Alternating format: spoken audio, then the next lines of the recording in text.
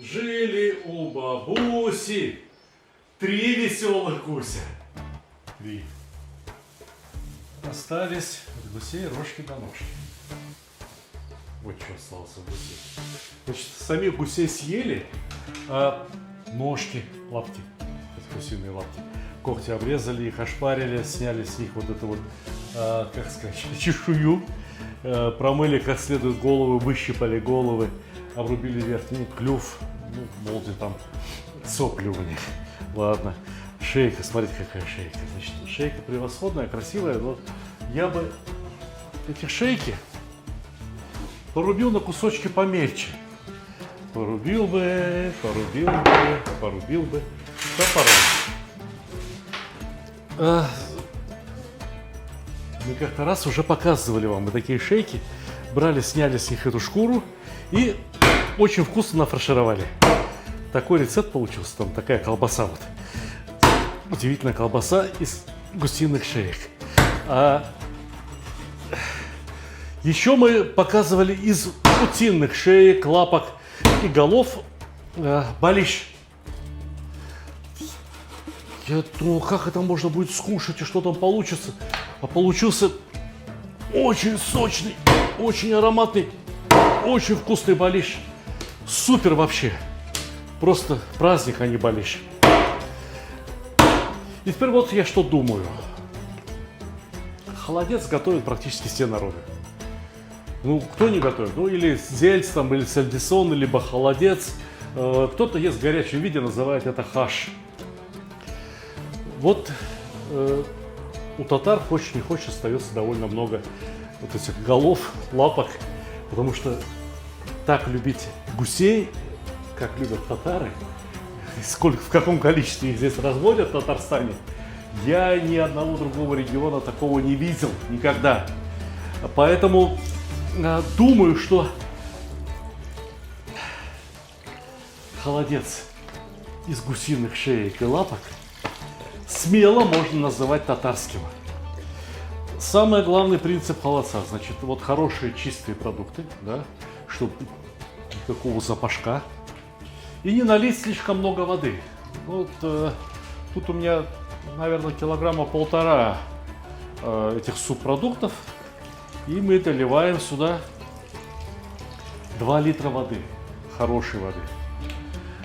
Воды ровно столько, чтобы можно было пену снять. Пена пойдет, снимем пену. И дальше самый маленький огонь, и пусть варится. Я думаю, что гусь это не корова, не бычок, да, и лапки эти все сварятся часа за 4, за 5. Ну а дальше вы все увидите. Ставим варить. Ждем, когда пойдет пена.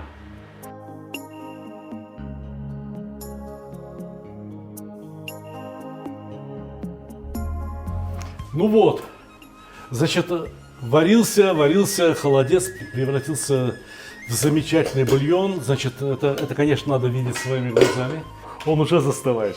Конечно, я опустил сюда немного моркови, опустил сюда луковицу, ровно для того, чтобы цвет бульона все-таки был повеселее. И наша дорогая Ландыш Ханум решила остаться. Она свои блюда уже сняла, но говорит, я останусь и помогу вам разобраться с холодцом. И как она меня обрадовала, Ринат Абый, как она меня обрадовала. Ну что это женская работа, холодец разбирать. Вот голову сейчас надо там разбирать, мозги вытащить. Мозги любому мужику всегда пригодятся. Салам алейкум, Ринат, дорогой. Познакомьтесь, пожалуйста, вот новый герой нашей книги. Вы можете его называть дядя Ринат, а я буду называть его Ринат брат. Как будет по-татарски сказать Ринат брат? Абый. А? Абый. Абый, Ринат Абый. Никэш. Вот мы так и будем друг друга называть. Сталик Абый, Ринат Абый. Дорогой Ринат, что будем сегодня готовить с вами? Хайрликан, дорогие друзья, добрый день, дорогие друзья. Сегодня мы готовим блюда татарской кухни.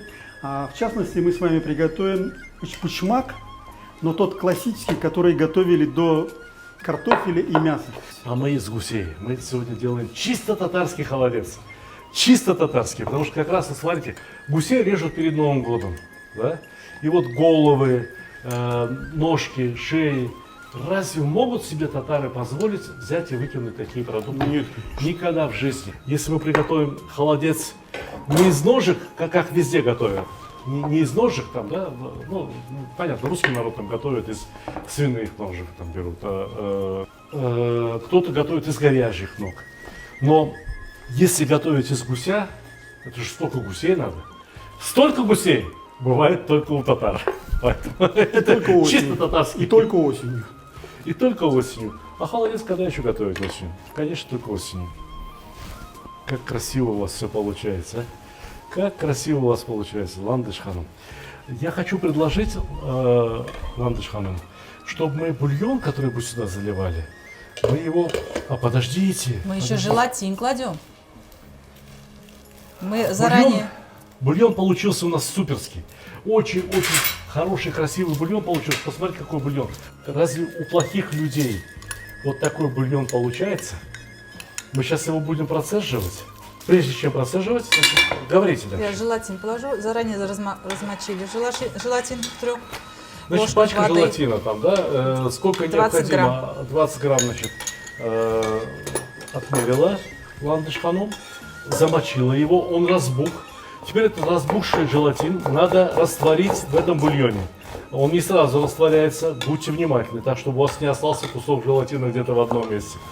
И теперь-то уже этот бульон, конечно, станет в очень крепкое такое желе, в очень профессиональное, которое можно поставить на стол, и оно не растает, не потечет, а будет красиво Можно дрожать. нарезать, ножиком нарезать и порционно подать в холодец. Вот, так и сделаем. Но сильно кипятить уже после того, как опустили Кипятить желатин, нельзя, уже нагреть сильно чуть-чуть, нельзя. Да, чуть-чуть только нагреть. чуть-чуть нагреть. И мяса достаточно получилось, Достаточно, да? да. Вы сняли из шейки, Из шейки, из головы, щечки сняли. Щечки, лапки сняли, все. Ребята, Все сняли. у них там в голове в клюве, у них язык. Вы когда-нибудь гусиный язык пробовали? Это никакому хану, никакому султану, никакому королю не давали. Вот язык. Вот. И надо бы. Попробуем? Да, Попробуем, пополам? Да, попробуем. пополам, а что? Когда Там еще? косточка. Когда еще нам дадут гусиный язык? А у него, ух ты, вот говорят язык без костей, а оказывается у гуся в языке кость есть. Ну тоже попробуйте.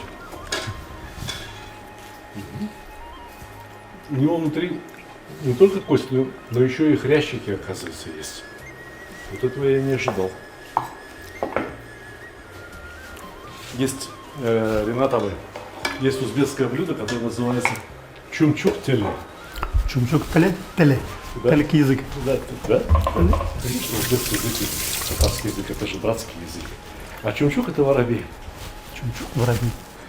Значит, мясо, говядину берут, вот по волокнам буквально разбирают, по волокнам разрезают маленькими кусочками, так быстро в казане его обжаривают, подают, говорят, чумчук теле. Делюсь, можно и сделать татарское блюдо чумчук теле. Так, мы хотим чеснок. Через чеснок пропустить. Чеснок.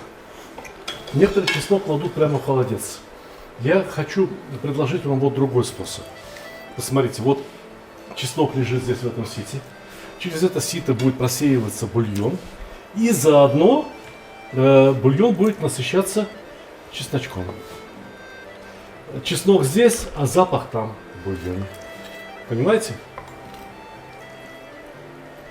Хорошая идея. Нравится вам? Слушайте дядь Сталика. И еще вот слушайте, значит, Ландыш ханым. И еще слушайте дядя Рената. Мы вам плохого не посоветуем. Если мы вам что-то посоветуем, то только самое вкусное, только от всей души. Понимаете? Потому что книга наша, которую вот, работу над этой книгой мы завершаем эти дни, сбор рецептов. Эта книга называется «Земля, душа и еда татар». Скажите, пожалуйста, Ландыш ханым, что теперь? Остужаем? Остужаем. И Соль. утром съемочная группа завтракает холодцом.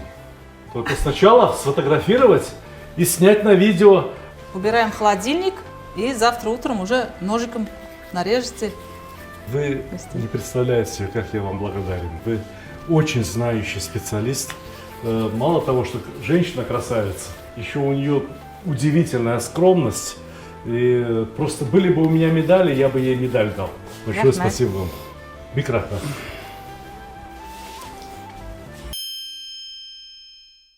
Дорогие друзья, во-первых, мои книги всегда можно купить на сайте stalik.ru. Мы их отлично упаковываем, доставляем. И при желании покупателям я могу поставить какой-то личный автограф. Но еще мои книги можно купить на сайте megamarket.ru. Я внизу дам ссылку обязательно. Почему удобно покупать на сайте Мегамаркет? Во-первых, там сейчас проходит колоссальная акция. 31% кэшбэка. Что это означает? Вы покупаете вот эту шикарную книгу «Плов», либо вот эту шикарную книгу «Казан» за 3950 рублей, а вам начисляется кэшбэк 1225 рублей. Понимаете? Ну, посмотрите, просто шикарно. 543 рубля за недорогую книжку «Мангал». Недорогая, но очень полезная. И так далее. Книжка «Сталик Видеобук» никогда не продавалась ни в каких маркетплейсах, а теперь продается на сайте Мегамаркета. И кэшбэк 1178 рублей. Но это еще не все. Некоторые люди ухитряются покупать мои книги. Знаете, за сколько? Вот посмотрите.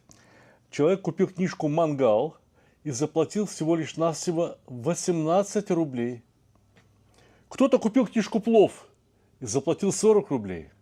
Но вот эти люди, вот они уже получили, доставлено покупателям, здесь написано, вот эти книги уже получили люди. «Счастье кулинара», «Сталик Видеобук», «Плов. Кулинарные исследования». Они заплатили, знаете сколько? 0 рублей. Каким образом? Если вы пользуетесь карточками Сбера, то там начисляются особые бонусы. Сбер спасибо. И многие не знают, как их потратить. Значит, заходите на сайт Мегамаркета, ищите кулинарные книги Сталика Ханкишиева. Потом я вас отдельно хочу попросить. Значит, вот здесь есть возможность выбрать среди продавцов. Выбирайте Сталик Ханкишиев. Значит, почему это необходимо сделать? Дело в том, что очень многие какие-то магазины продолжают торговать моими книгами, но это остатки книг, которые кочевали со склада на склад и неизвестно в каком состоянии.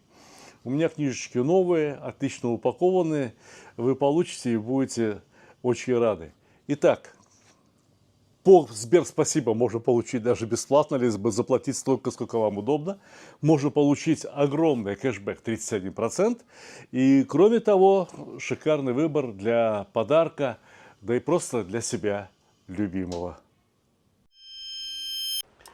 Доброе утро! Ну что, попробуем разрезать.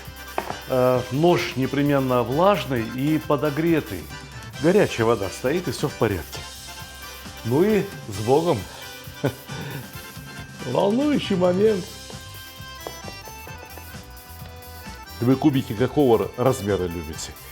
Я люблю, чтобы на один укус. Чтобы раз и прямо в рот.